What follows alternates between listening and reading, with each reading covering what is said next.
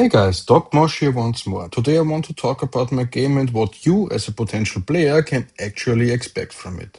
In several videos and shorts I've shown bits and pieces of the game. Some level design, a few puzzles, short dialogue sequences, but none of that really gives you a complete picture of what the game is actually about. Except maybe the trailer, and even that doesn't fully summarize the story. So, I want to take a few minutes and talk about the beginning of the game and the overall direction I went with.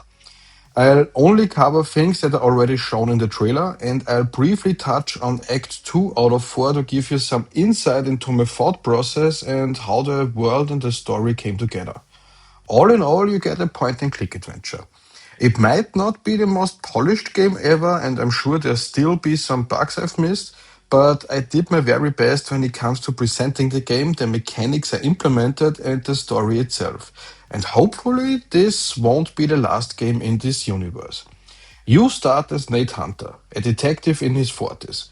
Once he was well known and well respected, but time and long lists of bad moments turned him into someone who is just tired of everything. He spends most of his days in a bar, not really knowing what to do with himself. In the evenings, he briefly stops by his agency, hoping that maybe there's a new case waiting. Over time, his tired and sarcastic personality pushed him into smaller and less important jobs. And that eventually led to the breaking point where the game begins. The agency is almost bankrupt and there isn't much left to do. But right at the start of the game, Tori, his secretary, receives a new case file. And that could bring in enough money to keep the agency afloat, at least for another month.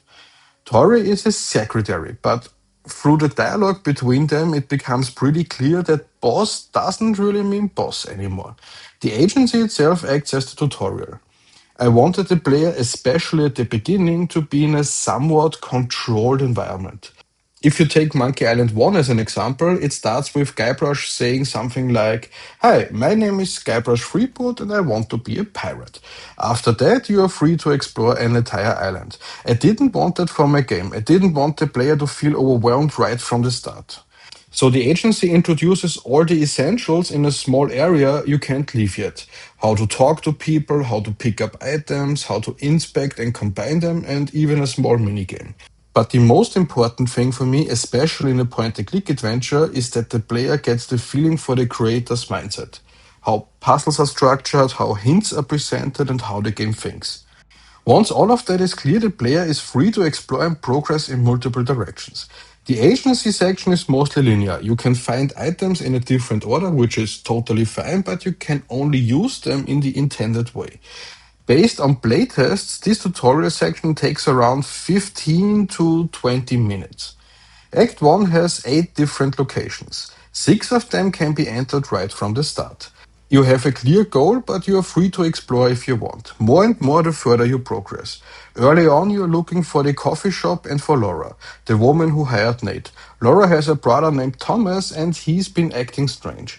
That's why she hired Nate to find out what's going on. From there, I started doing a few things differently compared to other point and click adventures. The first thing was how I handled information. I placed small pieces of information across different locations, things you can find that slowly lead to the reveal at the end of Act 1. Some of it is hidden in the phone you receive, some of it comes from optional dialogue like the police officer, firefighter, or doctor near the burning car. And all of these dialogues are completely optional.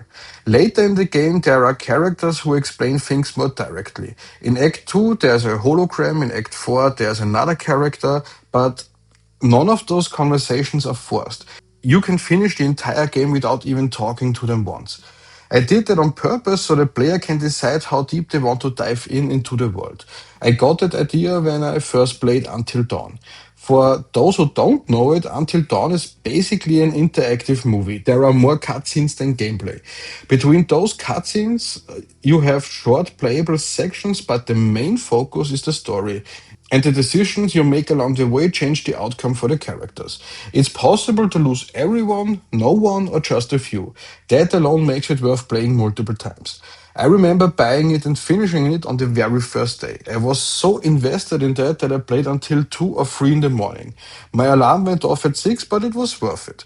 The next day I drove to a friend and brought the game with me. He had never seen it before, so I explained the basics and told him, "You play the game, I won't tell you anything, I just want to see how you make your decisions." Around the midpoint of the game, there's a moment involving the brother of the game, and about 10 or 15 minutes before that scene happened, my friend suddenly said, "I know why this is happening, I know what he's doing, I just don't know how he manages to do it." I asked him how he knew that, and he said, "The diaries you find along the way. If you combine that information with this other detail, this is the only logical explanation." That moment really stuck with me. The articles, stories, and diaries in the game are written so well that you can figure things out shortly before they actually happen. This kind of writing skill is pure art. I don't think I'm anywhere near that level, but I still try to gather hints and informations throughout the game to reward attentive players. One of the most obvious decisions I made was to design the game in 3D. I honestly can't remember many classic point and click adventures that do that. If you stretch the definition and include Telltale games, then maybe, but for this genre, it creates a very different feeling. And for the way I designed the game, it felt like the right choice. Another big decision was how I separated the acts. Each act has a clear beginning and a clear end. In many point and click adventures, you carry your entire inventory forward. By the end, you might have 50 items and only 5 of them actually matter. In my game, once you leave Act 1, there is no going back, and you lose all the items you collected up to the point. From Act 2 to Act 3, you keep 3 items because it makes sense story wise and you will need them again in Act 4. Everything else is gone. Unnecessary items don't really have a place in my game. I know some players prefer it differently. I recently played Scott Whiskers 2, which is a great game, but near the end I found myself trying every item with every other item just to see if something would combine. Many older point and click adventures do exactly that way, but at some point your inventory get overflown with stuff you don't need, and in my opinion that doesn't have to be. I completely understand why some players enjoy carrying around a lot of useless stuff, but that's simply not what you get here. At the end of Act 1, Nate is pulled into a parallel dimension. If you want to know more details about that world, you can talk to the hologram in the second area. She explains pretty much everything you might want to know. The world you enter is a dystopian one. The leaders are mostly aliens, and even the smallest crime is punished by death. I don't remember exactly where I heard it, but maybe on Star Talk or somewhere else. But there's this theory that the pyramids were built for aliens.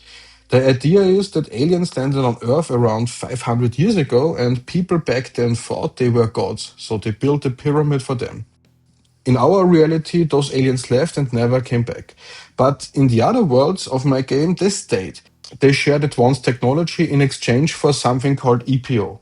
You will learn why EPO is so important when you play the game, and that exchange led to a world filled with technology but also with strange and unsettling differences. The idea of extreme punishment for even small crimes came from Star Trek The Next Generation. There is one episode where Wesley Crusher steps onto sacred ground, and because of that, they want to execute him. I took that idea and adapted it for my game. All of these influences mixed together became what I think is a very dirty, uncomfortable alternate reality. A world you really wouldn't want to live in. One important decision I made was to use assets. Before starting this project, I had no experience with any of this. I had to learn everything from scratch. Over the years, I collected a lot of assets from the Unreal Marketplace, Quaternius, or other sources. Enough to build several games without reusing anything, so I had to decide. Do I learn art from scratch and delay the game by another year? Or do I use assets I'm allowed to use and focus on making the best game I can? At some point, it's okay to accept help. These assets were made by people who put a lot of time and work and especially love into this. And I'm completely fine with using them. This is not an asset flip. I spent years building something that I hope can become a series. And the hardest decision I made was cutting voice acting. At the very start, I really wanted to have full voice acting in the game.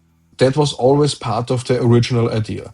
But when I was getting close to finishing the game, I had to be honest with myself about what that would actually mean. I would have to set up a Kickstarter campaign to fund it, look for voice actor, coordinate recordings, wait for all of that to be finished, and then implement thousands and thousands of voice lines into the game line by line. And I knew that doing this properly would delay the game by at least another year. For a first project, that just wasn't realistic. So I made the decision to release the game without voice acting. And if this game sells well enough, I'll invest voice acting for the second one. I also know that this puts me in a different spot compared to other point and click adventures. Aside from games from the 80s or early 90s, there are hardly any modern point and click adventures without voice acting. And to be completely honest, that scares me a bit. It feels like I'm missing something important, something that many players simply expect. But at the same time, I'm just one person. At some point, I had to accept that I can't do everything at once. Calling the game finished doesn't mean the idea is finished, it just means this chapter is. And from my very first game, that was a compromise I was willing to make. So, what can you expect from my game? A story driven point and click adventure made with a lot of care and intention, a focused experience without unnecessary filler, optional depth for players who want to explore the world and its details, clear structure, meaningful puzzles, and a strong emphasis on atmosphere and storytelling. It's not perfect, but it's honest. And it's the best game I could make as my very first one. I hope this gave you a better idea of what the game is about and what you can expect from it. If you have any questions or if there's something specific you'd like me to talk about in a future video, let me know in the comments. Thank you for watching and I'll see you in the next one.